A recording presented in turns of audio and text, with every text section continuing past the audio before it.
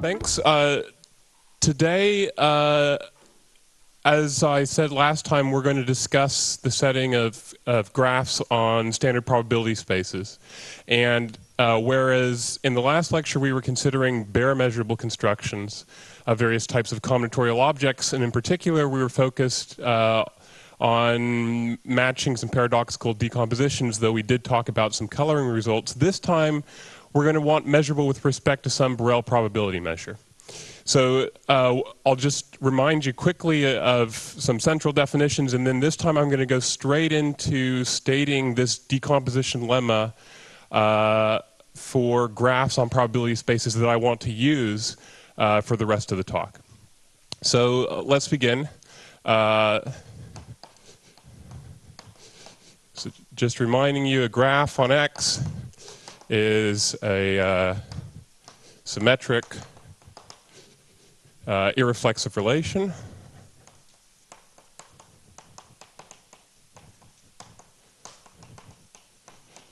On X, Borel graph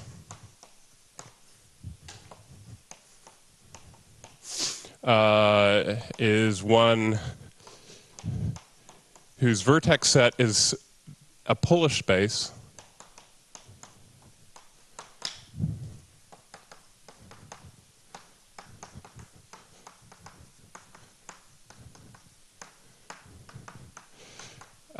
and where the edge relation is Borel.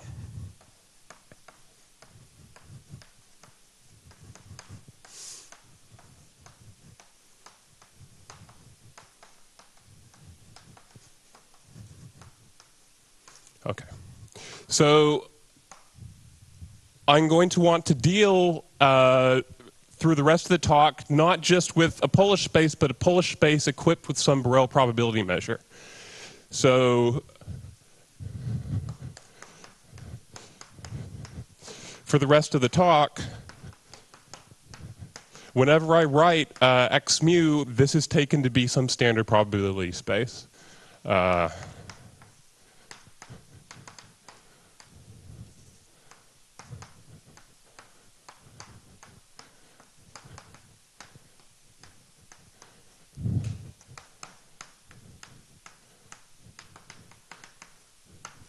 So that is x is Polish, and mu is a Borel probability measure.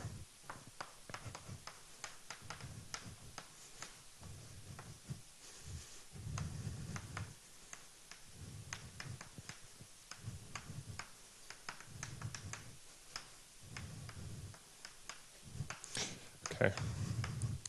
And one final basic definition, which is going to restrict a little bit more the class of graphs that I want to consider.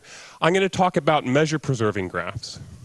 And one way of defining a measure-preserving graph is that it's a graph so that the edges are generated by involutions which preserve the measure. Another way, which is a little bit more easy to state since it's not completely obvious, it follows from uniformization that you can always generate a Borel graph by a Borel set of involutions provided it's locally countable, which is the set of the graphs that I'm going to restrict myself to for today. But regardless, I'm going to use a slightly different definition. So say a Borel graph G on some probability space x mu is measure preserving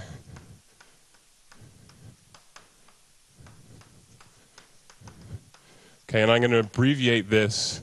The standard is, I guess, MP.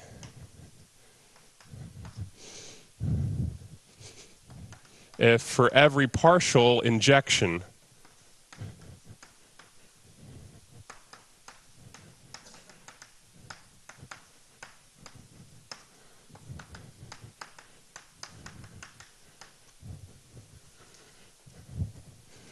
sending a point to one of its neighbors, that is the function f is a subset of the graph G, we have the domain of f in measure equal to the range.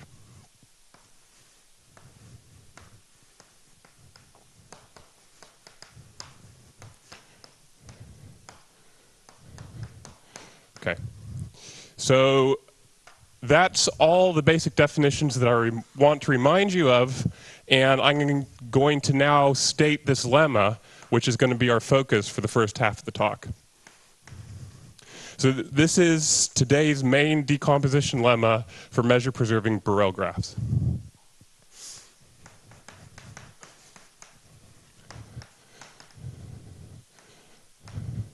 So G, a measure-preserving, locally finite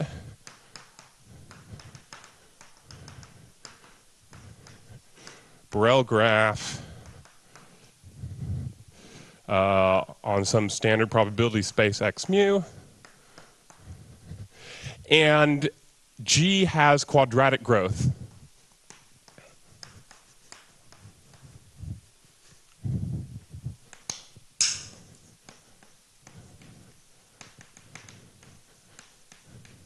Okay, and what I mean precisely by that is that there is some real number greater than 0 such that for every vertex in my graph, if I take the n ball, b sub n around x, that has size at least alpha times n squared.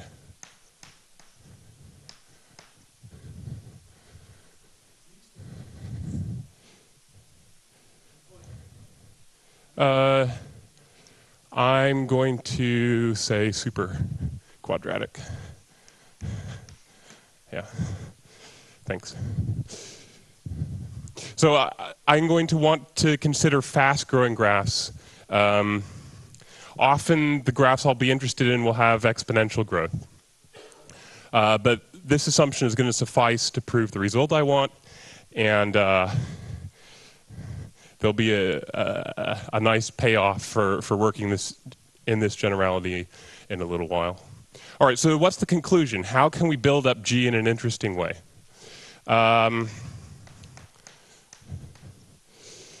Well, then there is a mu measurable function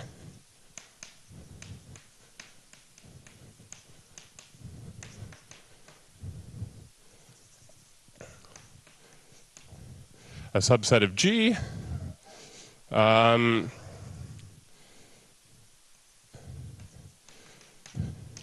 which is aperiodic. Okay, so that is for all x and x, there is no n, at least 1, with f to the n of x equal to x. Okay, so graphically, of course, because we're sending each x to one of its neighbors, I'm saying that x, if you follow its forward orbit under the function f, it never returns to its starting point. Okay, so this is a function which is pushing points off to infinity, if you like. So aperiodic, and f has finite backwards orbits.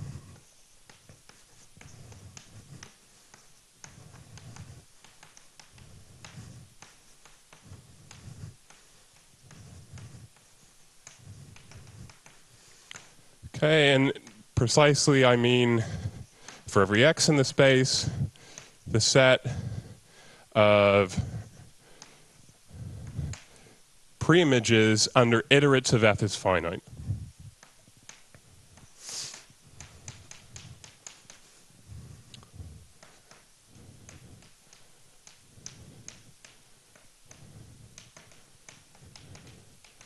Okay, so that's the lemma.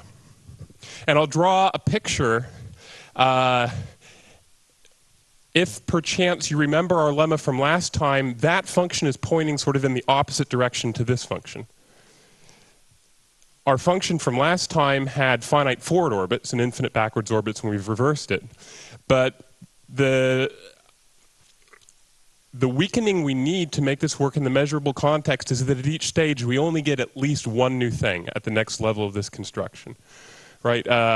If you start at the leaves of this function, and I'll draw it in case it's not clear the picture that I'm interested in.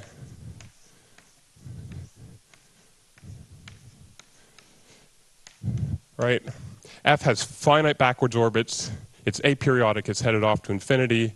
The way that we'll build up a graph when it comes around to doing combinatorial constructions is that we'll start at the leaves and start moving forward with the knowledge that at each step there's going to be somebody later in this construction for us to use. Okay? So a lot weaker than last time, but we're working in a different context.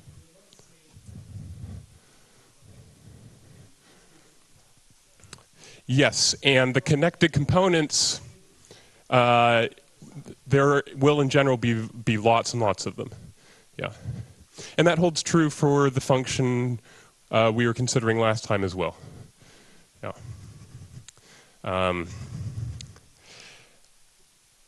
There will be a point in today's talk where we use some trick of dualizing and then use these functions to somehow make graphs with the same connected components but nice acyclicity properties. But for now, the connected components of S is just a subset, or is contained in the connected components of G. All right. Mm-hmm. Yeah, this is going to be a hyperfinite equivalence relation. Yeah. The equivalence relation generated by the function in the bare measurable setting was actually smooth because you have this distinguished point that everybody's pointing to. So in the context of the study of equivalence relations, we've gone one level up in the complexity that we're considering. All right. Actually, that's higher than I need, isn't it? So I want to move now just to a proof of this lemma, which I should be able to give a fairly complete sketch of. And first I'm going to want a sublemma, which is good for building these aperiodic functions with finite backwards orbits. So suppose G is a locally finite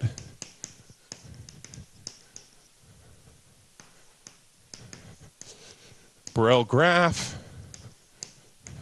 on some standard probability space x comma mu, and there are partial Borel functions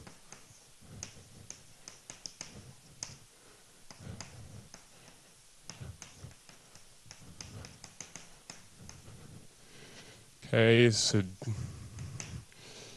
GI, I in the naturals, also subsets of our vertex, or of the graph relation with the following properties.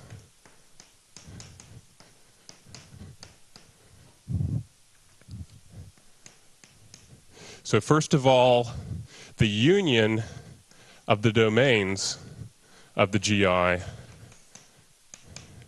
is the whole space.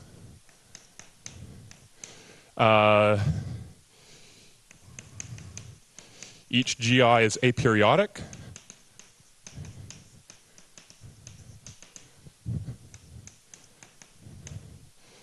And has finite backwards orbits.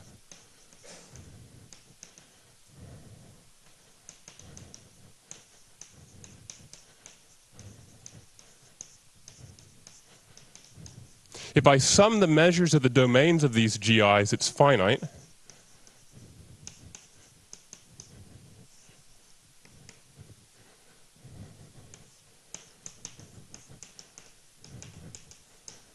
And then finally, if I have some x, and if the image of x under one of these functions GI is not in the domain of GI,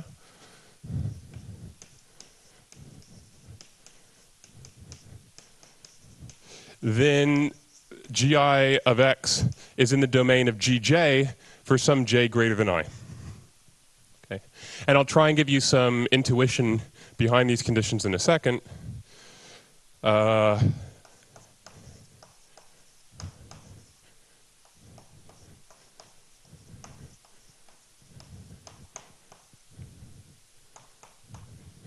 But the conclusion then is that there's one of these mu measurable functions, aperiodic with finite backwards orbits. And then to get this lemma from this, it's just going to be a matter, of course, of finding these correct sort of finite approximations to this, and then leveraging the construction we're about to run.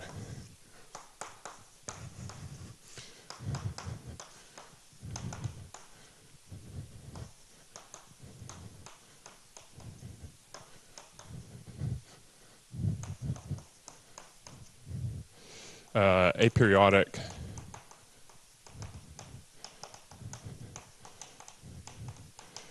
with finite backwards orbits.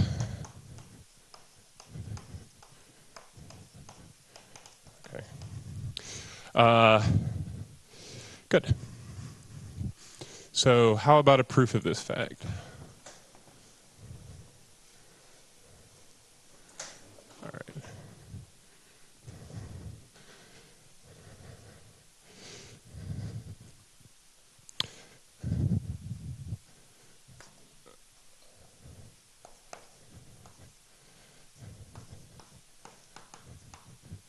Okay.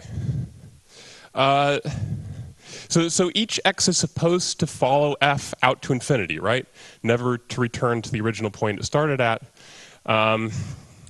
The proof technique that I want to use to do this is somewhat seldom used, but it's proof by appeal to country music song lyrics. So each x it wants to leave and never come back, so they should take the last train out of town, I think. So at least here's the slogan, which explains the idea of the proof.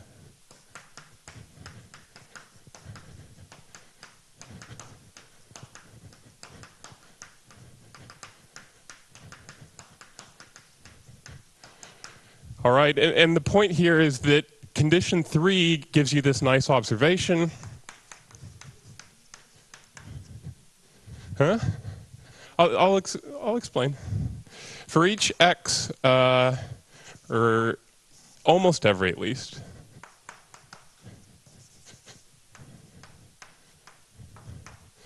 there is some largest n.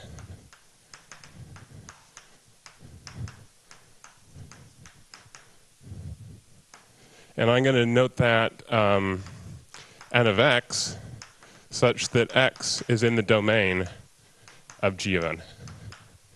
Okay, is that clear? This is by 3.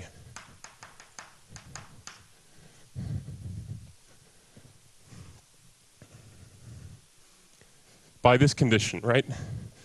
The domains, even when you take tails and you sum them all up, the measure's going to 0 because this sum is finite. And so eventually each x has to fall out the intersection of the tails of these sets. Yeah. No, they could overlap. Yeah. Okay. So here's the definition of f. G sub n of x for n of x as above. Okay. So that's the idea. X should follow the last function that's defined on x.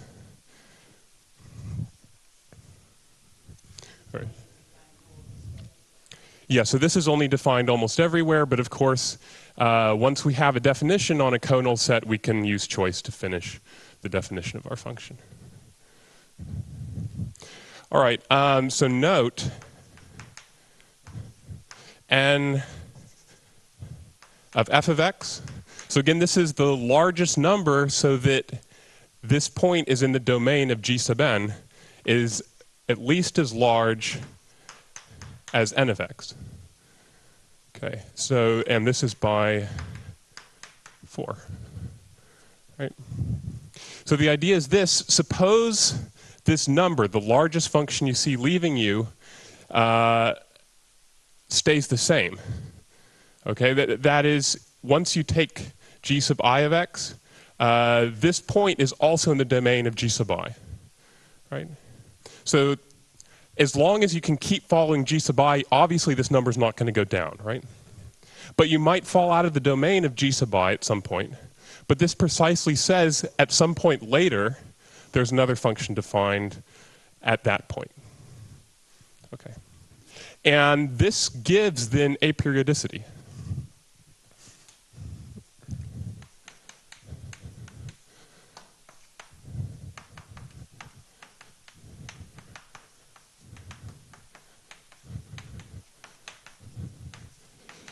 Since the GIR, and that's by part 2, right?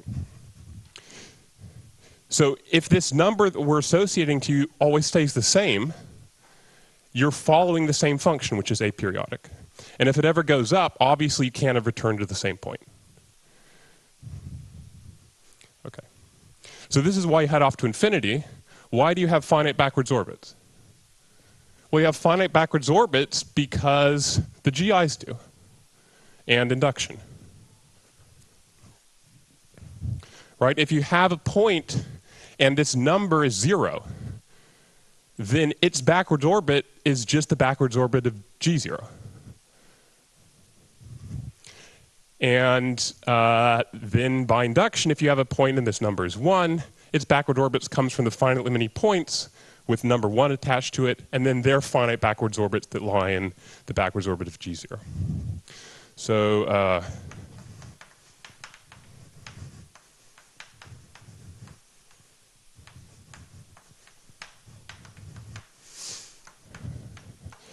we have finite backwards orbits for F by induction,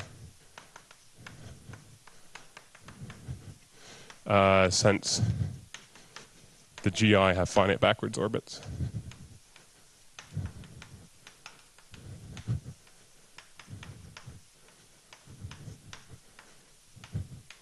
Okay, are there any other conditions that I didn't use? I guess the first condition is so that F is total, right? Yeah, almost total, but again, we can do anything we want on the null set where we haven't defined F. Okay.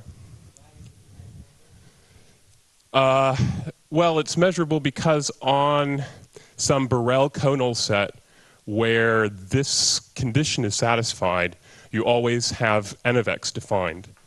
This construction is Borel. So after throwing out a null set, this is a Borel process. Okay. So that's it for the sublemma. How do I prove the lemma?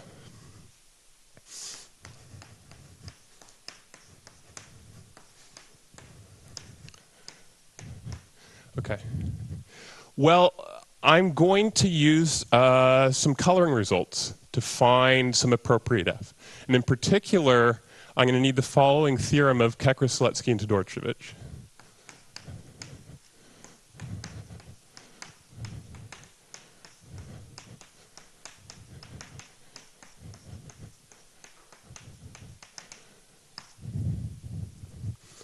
Okay. So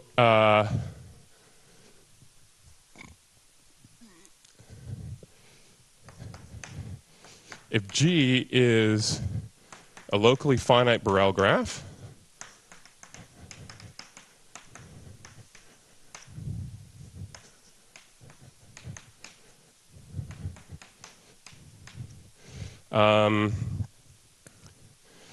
then G has a maximal independent set.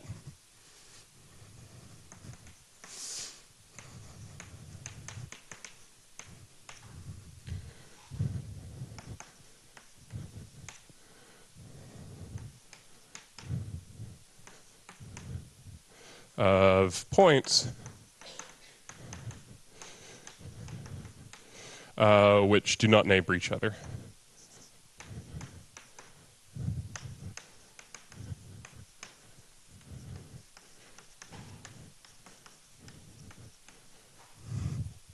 Okay, and this is called an independent set.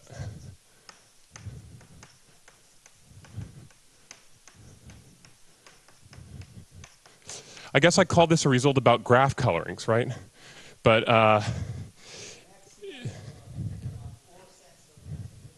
among all sets, yeah. So that No, among all sets. So it's a Borel set with the property that any point not neighboring a point of the set is already in the set. Yeah. Right. Good. So I think of this as a coloring result because it can be used to make colorings by just making maximum independent sets, assigning them a color, and then removing from the graph, and then repeating. Okay, good. So if you're interested in how that's proved, by the way, at least one way to see it quickly is to use the result that I mentioned last time about the chromatic number of the intersection graph to split the graph, the vertices of the graph G into countably many independent sets. And then iteratively, just at in countably many steps, throw a point of one of those independent sets into this maximal set you want to make if adding it wouldn't ruin independence. Okay, good. So back to our proof there. I want to apply this to find Borel sets, and I'm going to call them perhaps A0, A1, and so on.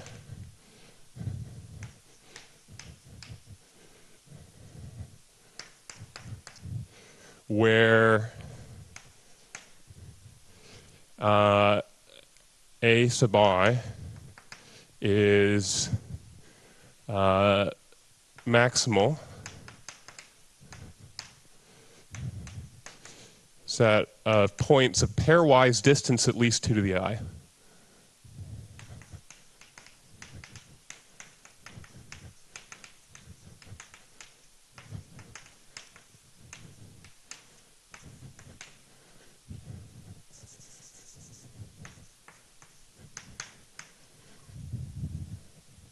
Okay. So how does that follow?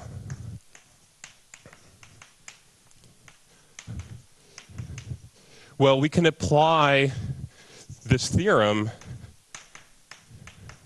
to some graphs we can associate to our original graph, where we say 2 points are adjacent if they have distance at most 2 to the I minus 1, I guess. And then independent sets in that derived graph correspond to independent sets of pairwise distance at least 2 to the I in our original graph.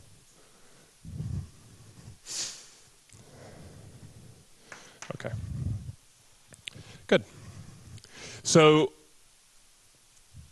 I'm ready to define these functions GI and finish off the lemma. So now, for each I, and I need first one more set of functions. So H of I, yeah.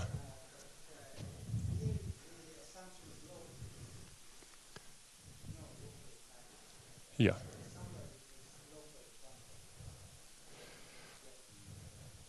I think I mentioned locally countable graphs once in passing as those generated by Borel involutions, but yeah. But most of the things I'm going to talk about are, yeah. Okay. So let H sub I a function from x minus bi plus 1 to x, and again, hi mapping vertices to one of their neighbors. Ah. Bi is A, yeah. So map x to a neighbor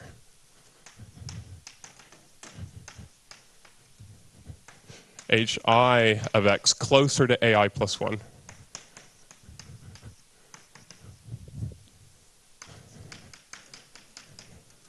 Okay.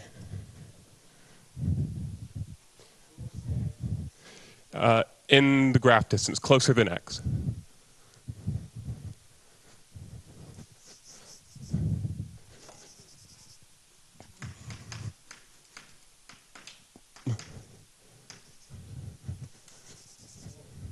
to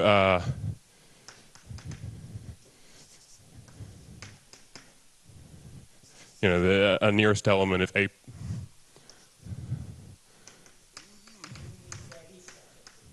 Well, there will always be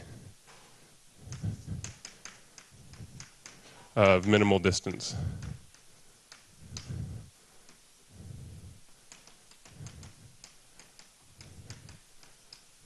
From X, right? HI is defined on X minus AI plus 1, and it directs things towards AI plus 1, the nearest point of AI plus 1.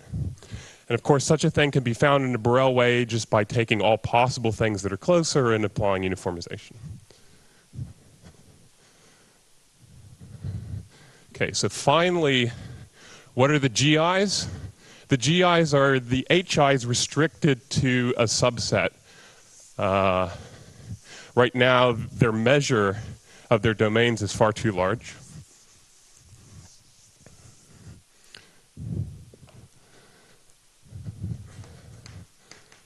So let GI equal HI restricted to the set of Y such that Y is in the forward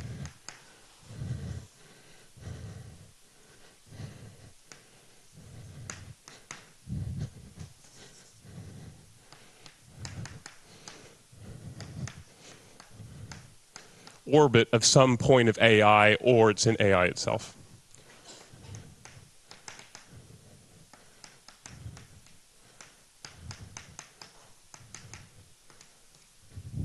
Okay. So now I have under HI.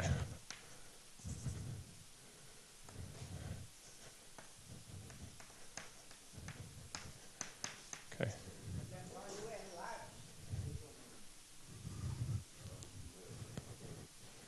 Okay. So here's the picture. HI takes everything in the whole space and maps it closer to AI plus 1. GI is defined by just taking elements in AI and then mapping them along these geodesics closer to AI plus 1. So we have these maps essentially taking AI as fast as possible to AI plus 1, and except for those paths, giving you shortest distance between those two sets, it's not defined anywhere else. Oh, AI plus 1, yeah.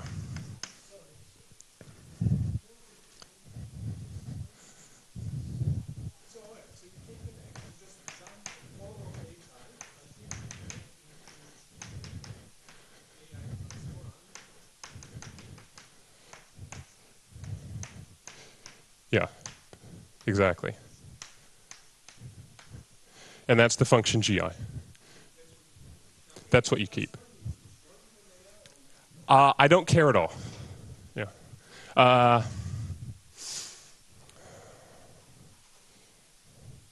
Yeah.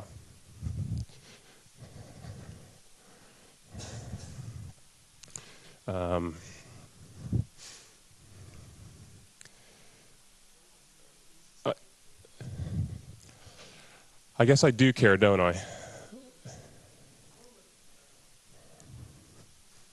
Hmm?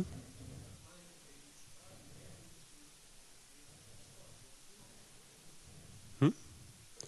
Is it a question?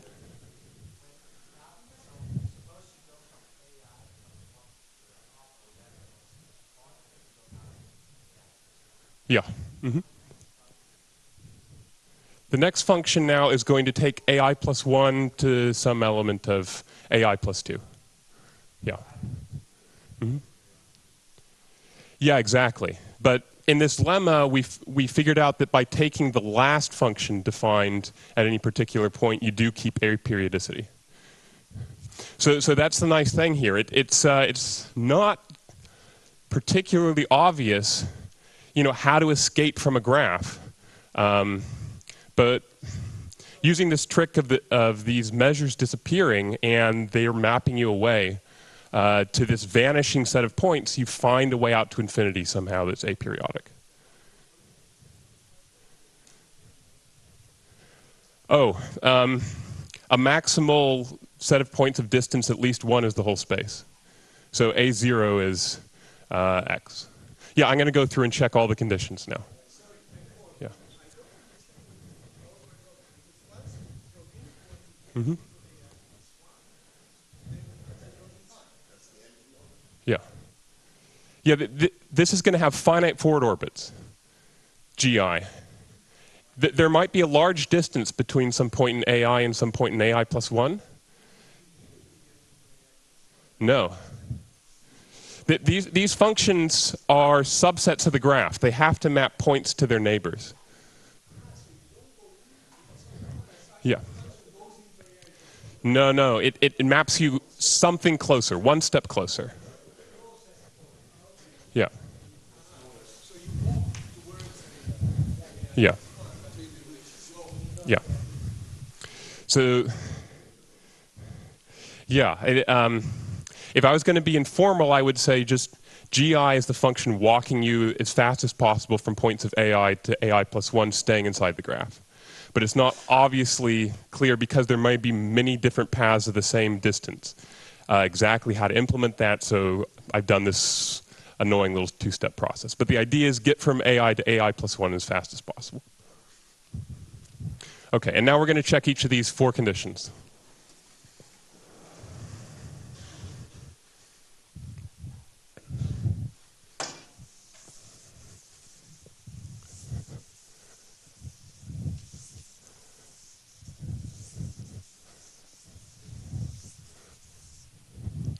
All right, so the first, as I said already, since A0 is the whole space, this becomes obvious, right? At least almost everywhere, right? Okay. So how about 2? Each GI is aperiodic and has finite backwards orbits. That should be clear as well, right? So aperiodicity is clear.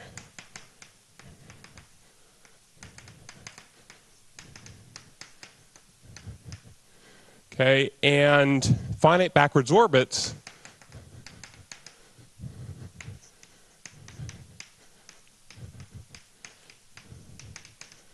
follows from being maximal of pairwise distance 2 to the I plus 1.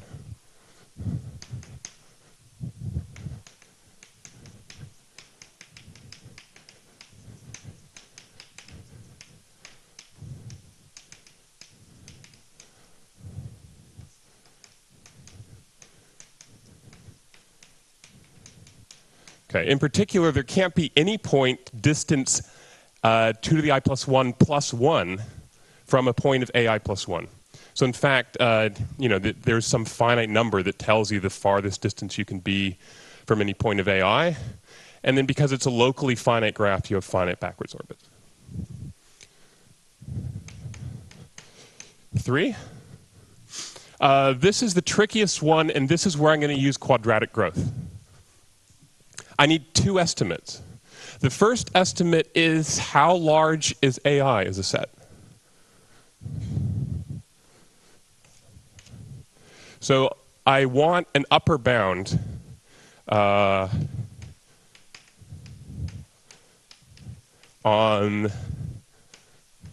the measure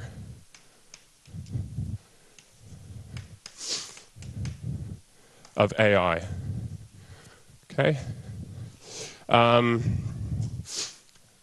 Since the ball of radius 2 to the I minus 1, I guess, do I need another minus 1? Let me think for a second. Well, this is safe at least.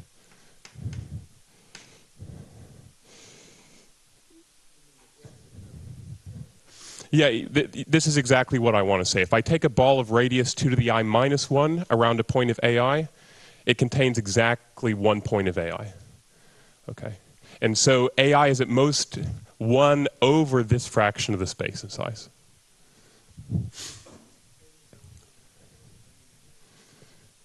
Right, exactly. And so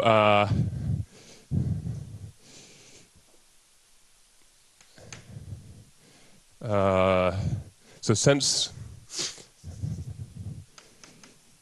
the b sub 2i minus 1 ball around elements of AI are disjoint,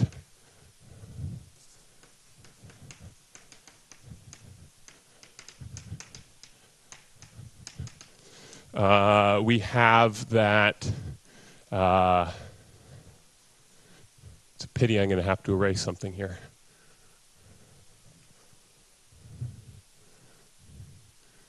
I think I am out of space, right? Okay.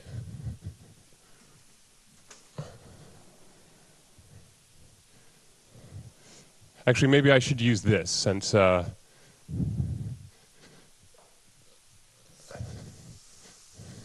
we have these conditions that I'm verifying up here.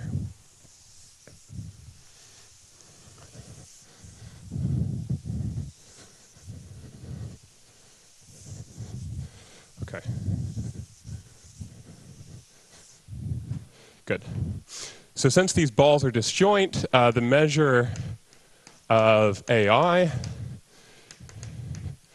is at most 1 over 2 to the I minus 1 times alpha squared.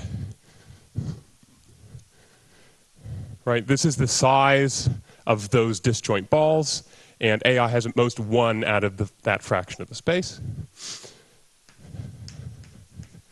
Okay, so note each x in AI has a path of distance at most 2 to the I plus 1 from AI plus 1, since it's a set maximal pairwise of points of distance at least 2 to the I plus 1. So the measure of the domain of GI, since a point is in GI, if it comes from an element of AI along a path having at most this many things in it. So of course this is an overestimate because these paths may join up. But still, this measure is bounded above by 2 to the I plus 1 over alpha times 2 to the I minus 1 minus 1 squared. Okay, good. And that takes care of some ability. This is roughly 1 over 2 to the I.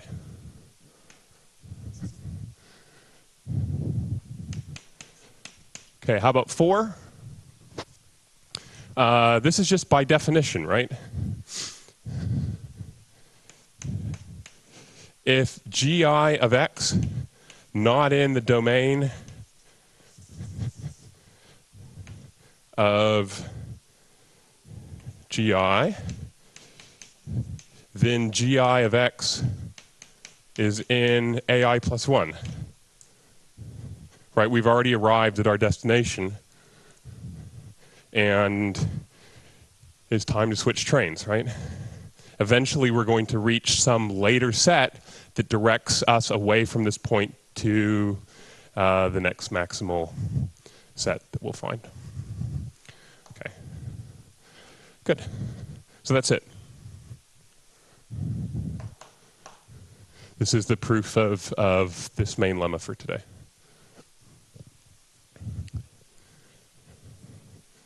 Yeah.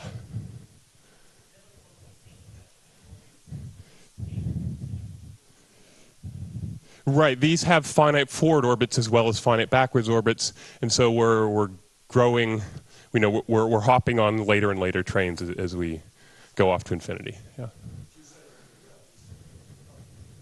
Yeah, this is almost everywhere. Yeah, but that'll happen on a measure 0 set. Yeah. Excellent. Okay, so I want to talk in a little bit more generality about these functions, these aperiodic functions with finite backwards orbits. The They're certainly not my invention, and oh, I should mention, most everything today is joint work with Robin Tuckendrob and Clinton Conley. Should have mentioned this earlier.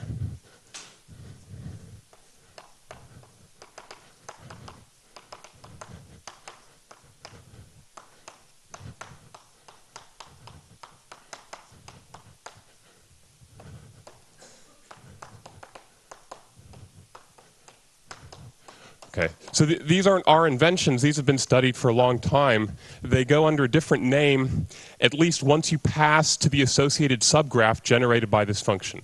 So these are called one-ended spanning subforce of a graph. There's this one way off to infinity, that's the one-endedness. The spanning means every point is incident to at least one edge in this subgraph.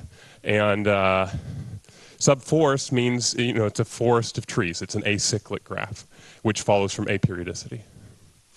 Okay. So I want to try and convince you a little bit more of the naturalness of this lemma by giving a characterization of which group actions have these one-ended spanning subforce. Okay. I mean, this is going to be a really quick cheat. The point is, or the point will be that by Gromov's theorem, groups of superlinear growth have quadratic growth, so you can apply the lemma. And groups of linear growth, there's an easy ergodicity argument to show that they can't have these one-ended spanning subforce. So that's a complete characterization there.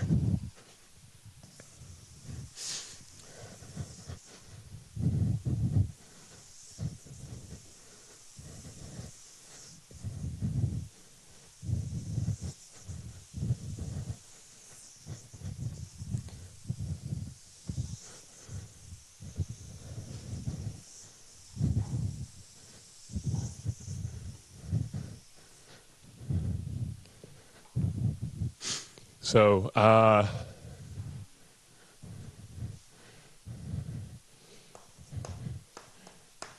let's write down some of the things I just said.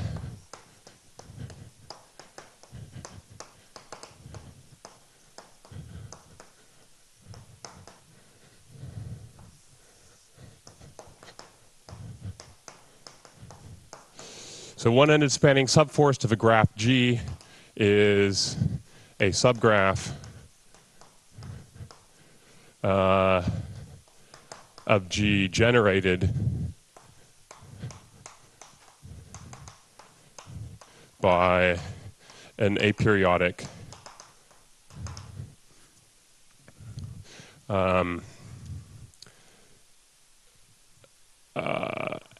function f, a subset of G with finite backwards orbits.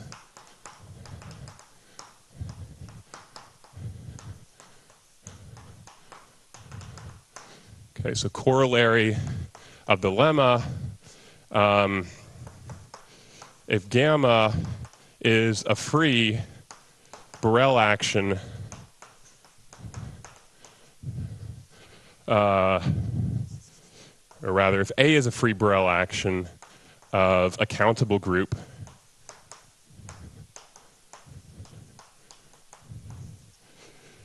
gamma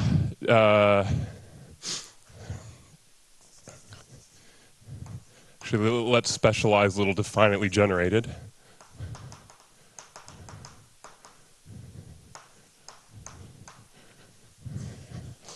Okay, on some standard probability space x mu, and S is a generating set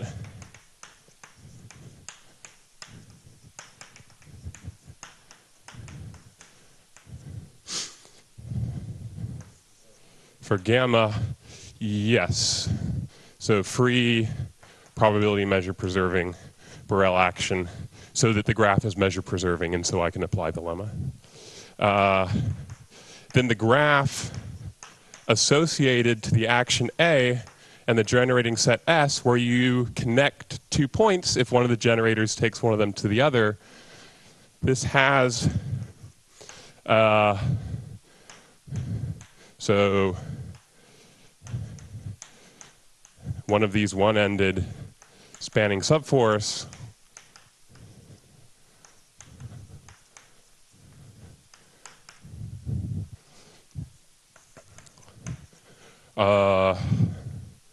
It's Borel.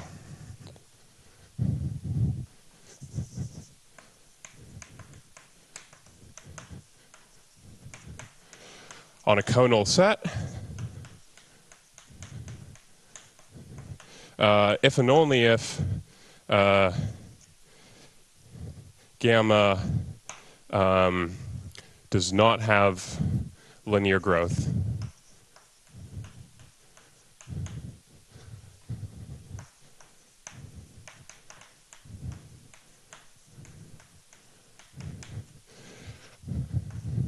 And an easy fact from group theory is that the groups with linear growth are the groups that have Z as a finite index subgroup.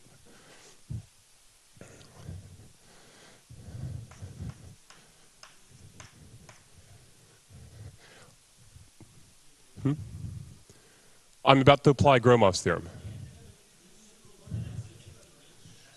Oh, no, you need, 1 plus epsilon to the n. Yeah. Uh-huh. Yeah. No, if you have n log n growth, what you need is the radius of n plus 1 over the ball of radius Rn. You need that to converge. That's the condition. And that doesn't hold for n log n.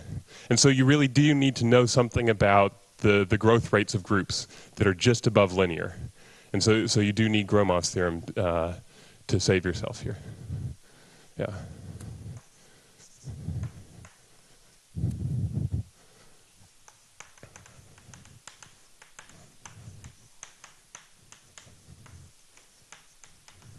Okay, so proof.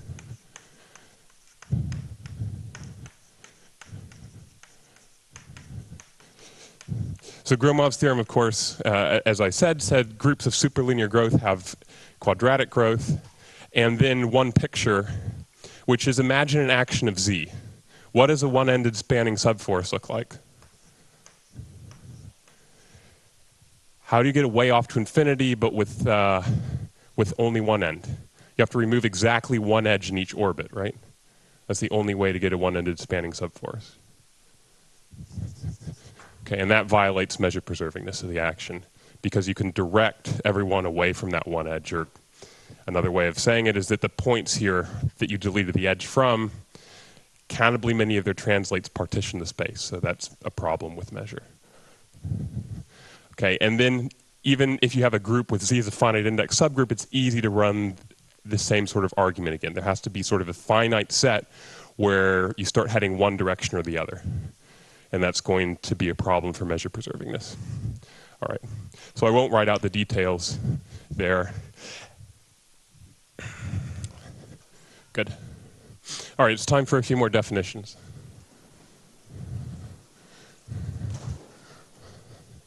So these one-ended spanning subforce have been really useful to us.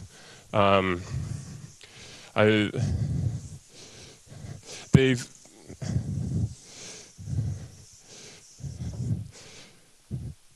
played an important role in probability theory and things like the study of percolation, and I'll mention a little bit more about that a few theorems from now. But we wanted to push recently and see if we could characterize exactly what graphs had these one-ended spanning subforce. And this is a very recent result for the last couple days, so it's tentative. But I can give you a precise characterization of exactly what graphs have these things with one more definition. So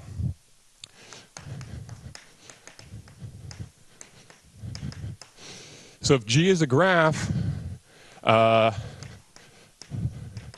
array in G is an infinite sequence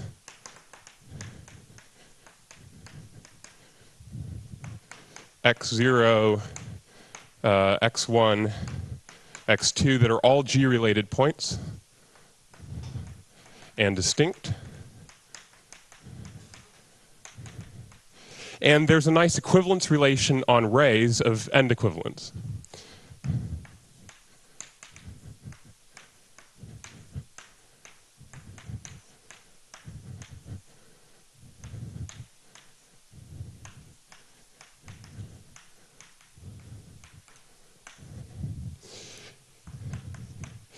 So two rays, R1 and R2, are end equivalent if there is no finite set of vertices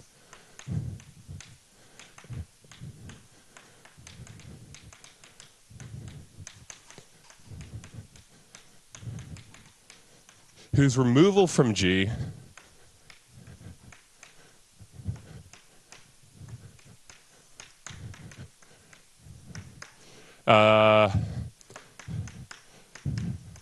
places infinitely many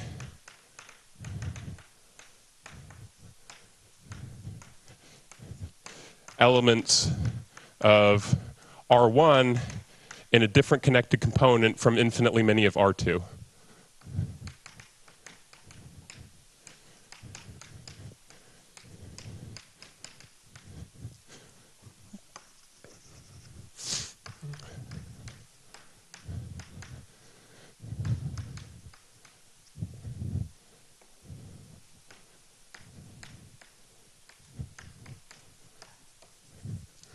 Okay.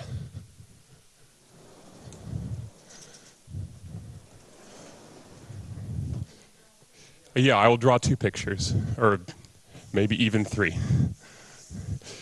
So since we've been dealing with Cayley graphs of groups, those are the examples I'm going to use. The easiest case to think about is when the graph is acyclic. In acyclic graphs, two rays are end equivalent if they're tail equivalent. Right, after chopping off initial segments, they're the same ray. Okay.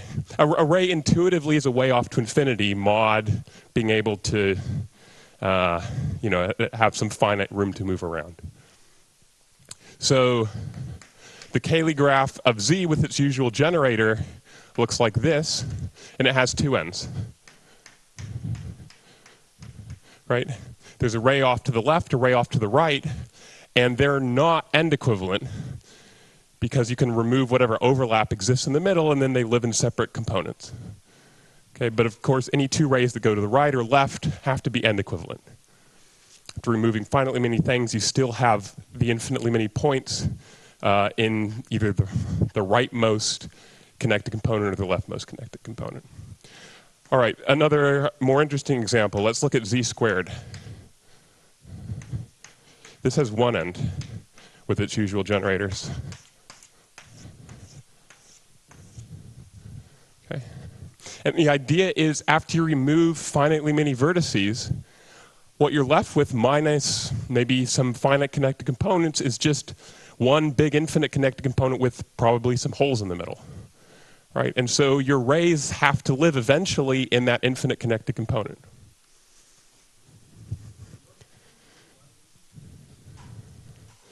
Oh, it takes some work to prove. Yeah.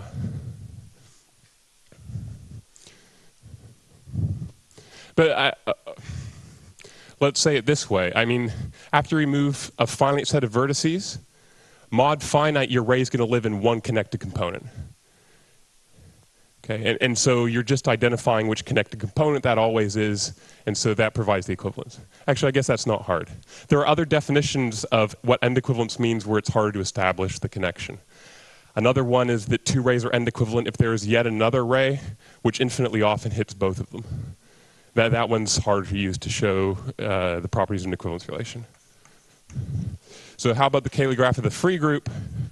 This has infinitely many ends. Or in fact, perfectly many ends.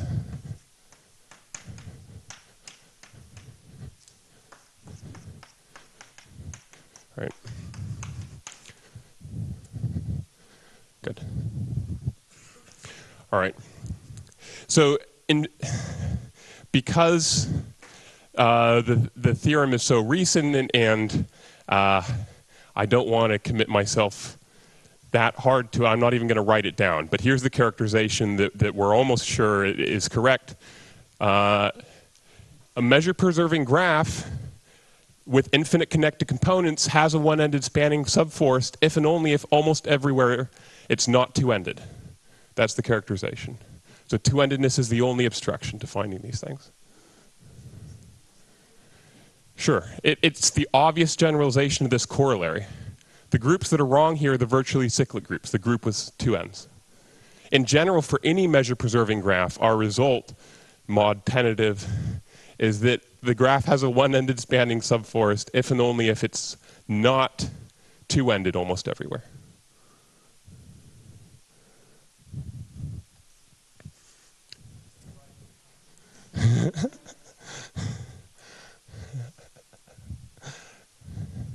All right. It's not going to be important for what remains in the talk. So I want to start applying this technology. And the definition of ends is not just to let me state that theorem.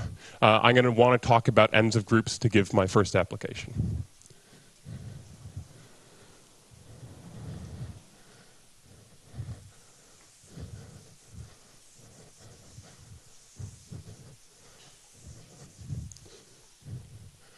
Oh, dear. All right.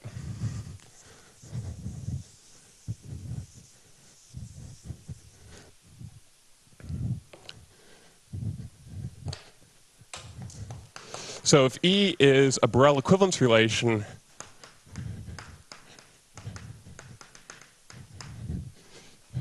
a graphing of E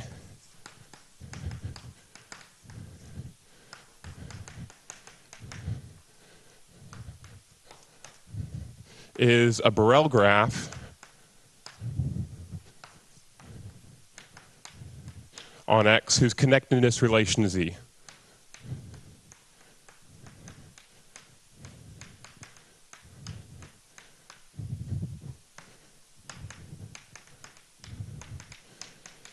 Okay. So a treeing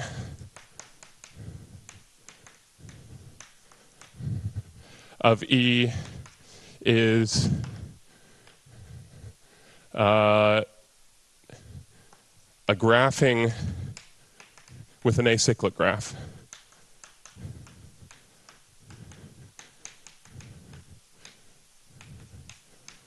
Okay.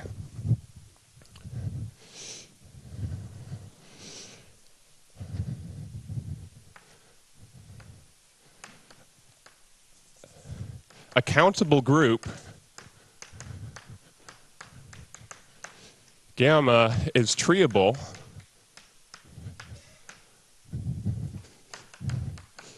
if for every measure-preserving action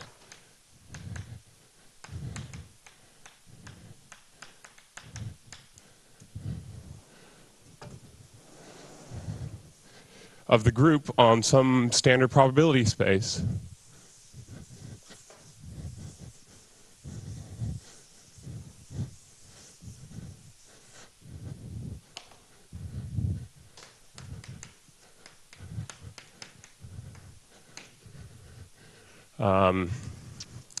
all right, strongly treeable.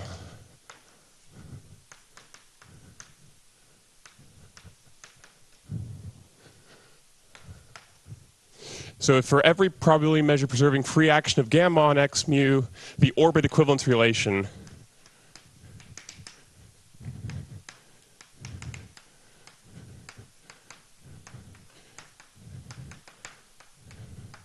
is treeable on a conal set.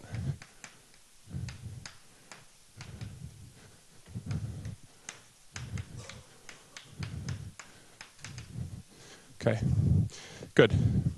And treeable just means some measure-preserving action is treeable. Here's the first theorem that I want to apply the lemma to.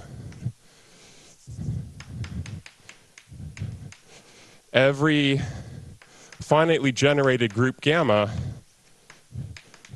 with a planar Cayley graph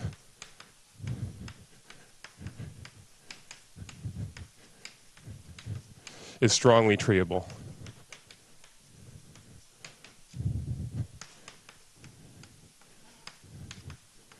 Okay.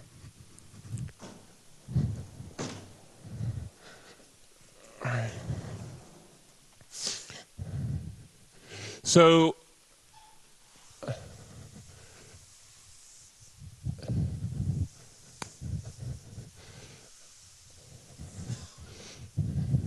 strong treeability is or has proven to be a really difficult property to establish. So Gabriel made these breakthrough results on the theory of cost in 98 and 2000, and as part of that work he established strong treeability for the free groups in particular, but a little more generally for amenable groups, and then showed closure under free products with amalgamation over measure-free factors and under HNN extensions over finite groups. And since 2000, that remained the class that we knew of treeable groups. There are no more known examples. So these are the first new groups since that paper with this property. And strong treeability has a bunch of nice consequences. One of them is that the fixed price problem. So whether every free probability measure preserving action of a group has the same cost, strong treeability implies fixed price for groups. And so these also are the first new groups known with cost greater than 1 that have fixed price. For cost equal to 1, there have been some results in the interim. Robin Tucker-Drob, for example, recently showed this for interamenable groups. Yet another application is that this can be used with some general abstract nonsense to prove a theorem of Benyamini and Schramm from, I guess, 1999 about percolation theory, so purely in probability. If you do percolation on a planar Cayley graph with one end, they showed that the critical probability is strictly less or PC is strictly less than PU. So if these things aren't familiar to you, don't worry about it, but the point being, we're quite pleased with the consequences that this result has. All right, so I want to sketch a proof, or at least some ideas very briefly.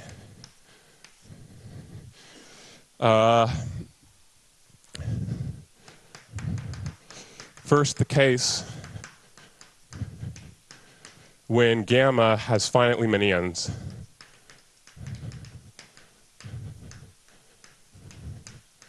Okay, so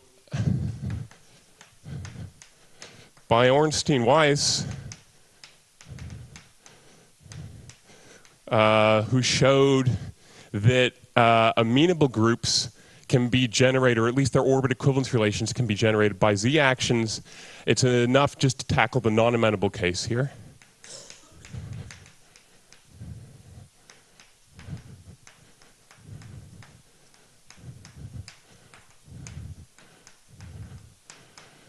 Okay, and then by some classical results from the 60s, in particular by a result of Zies-Chang, Voigt, and Coldway, 66, and H.S. Wilkie. Actually, this was 70, right? And this was 66. What are the one-ended groups of planar Cayley graphs? They provided an exact characterization. These are the Fuchsian groups. So these are discrete subgroups of PSL2R and the non-Euclidean crystallographic groups. Okay, and if you are annoyed by the high volume of terms I haven't defined in the last 2 minutes, hence, we're about to get back to familiar territory. There is a presentation of the group with some generators and relations and the planar graphing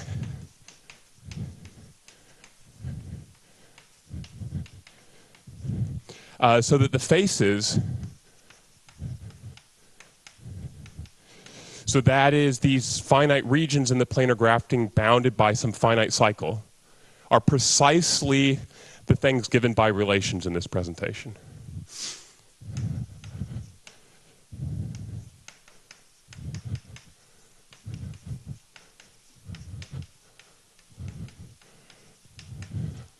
Okay. So, since we started a little late, is it okay if I take a couple more minutes?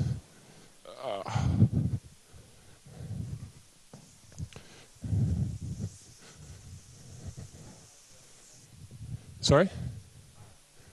Yeah, it's a finite presentation. These groups are very nice.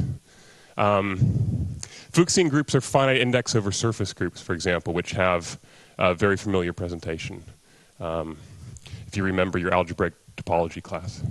And these non-Euclidean crystallographic groups are similar. Yeah, in particular, there are planar graphings of these groups that don't have any accumulation points, which is a nice property to have.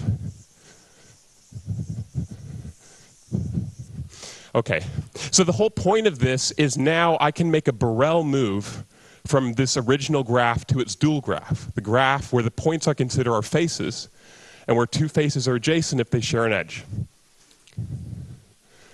So a face of a planar graphing is one of these finite regions bounded by a cycle. Maybe I can draw a picture for you. So consider the group given by AB and the relation AB A inverse B inverse. Okay? So this is Z squared, yeah. Okay? And what I'm saying is that this has a planar graphing, right? I can graph it in the plane without any of the edges crossing each other, and so that the faces, these finite regions bounded by cycles, precisely correspond to relations here. So this would be A, B, A inverse, B inverse.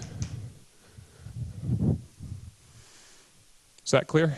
And so because this has such a nice presentation where we know exactly what the faces are going to be,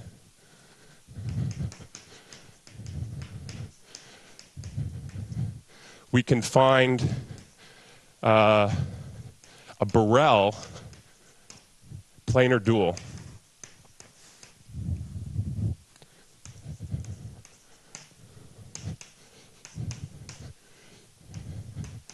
To our original graph, and I'm going to call it G star. So this would be the graph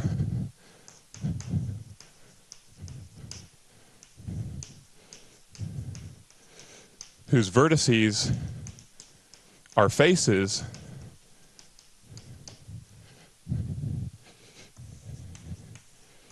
and where two faces are adjacent if they share an edge.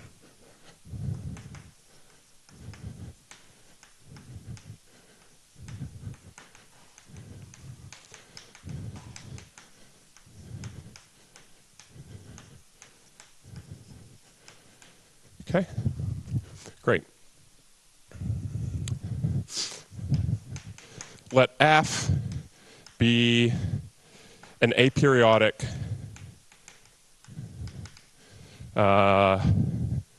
function, a subset of the dual G star with finite backwards orbits.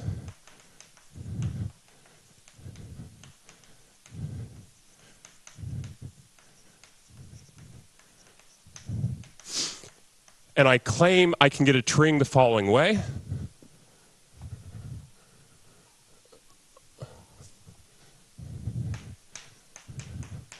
Let T, a subset of my original graph that I wanted a treeing of, be given the following way. T is my original graph minus the edges crossed by F. Okay. And to finish off, I'm just going to draw you a picture to try and convince you that that's the case. And because I can actually draw Z squared, as opposed to other weird hyperbolic tilings, that's the group I'm going to stick with. I have some one-ended spanning subforest of the dual graph, right, of these faces. When I remove it, I claim that I get a treeing of the original graph, the underlying graph. So why is that? I need two things. I need acyclicity.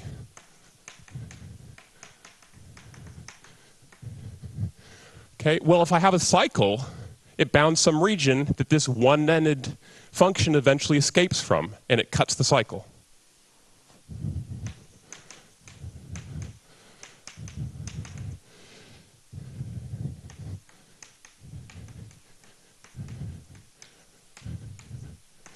Right, so if I had some purported cycle in the graph,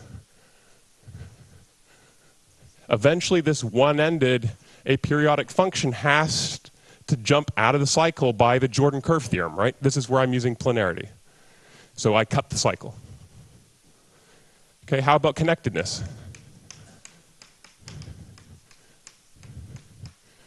Okay, if I had a smaller connected component,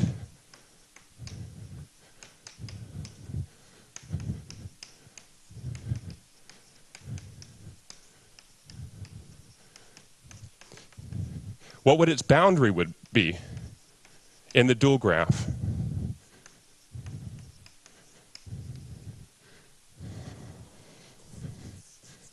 Well, it would be a two-ended line, right? I'd have to sort of cut the whole graph in half, but I can't do that because this one-ended spanning subforce only has one end in each connected component.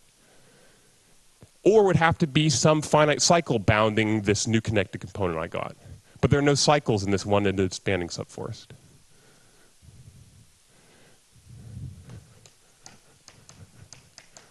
Okay, so that's it. It's a dual problem. Finding a one-ended spanning subforce of the graph is exactly dual to removing some of the edges to finding a tring. But of course, this is a better problem to work with because if you try and cut cycles in an omega length process, connectivity and omega length constructions just don't behave well together. All right. There are some other applications I don't have time for. You can color with one fewer color than you would obviously need because there's one thing you haven't colored at each stage if you follow the spanning subforce. That was the original application of these, but I wanted to show you this new stuff that we just worked out last week. All right, thanks very much.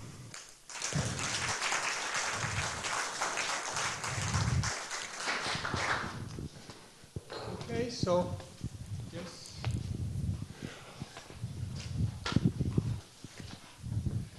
Okay, so for the case with infinitely many ends, you use Stalling's theorem, or you have a different proof? Okay, yeah, so you use Stalling's theorem, but even more than that, so Stalling's theorem tells you what groups with infinitely many ends are.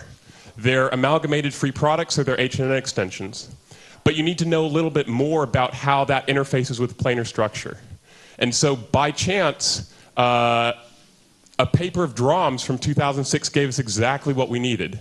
So it classifies exactly what those Hennenfent extensions are and those free products with amalgamation. And so precisely you start with the one-ended graphs and you amalgamate over finite subgroups that form faces in your underlying graph or finite subgroups with Hennenfent extensions. And you just close under an omega length process.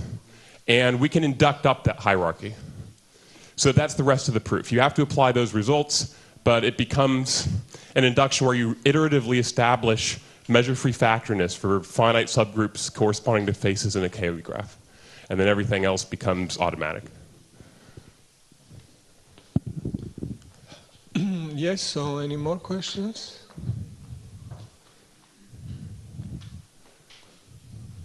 No, okay, so let's thank Andrew again.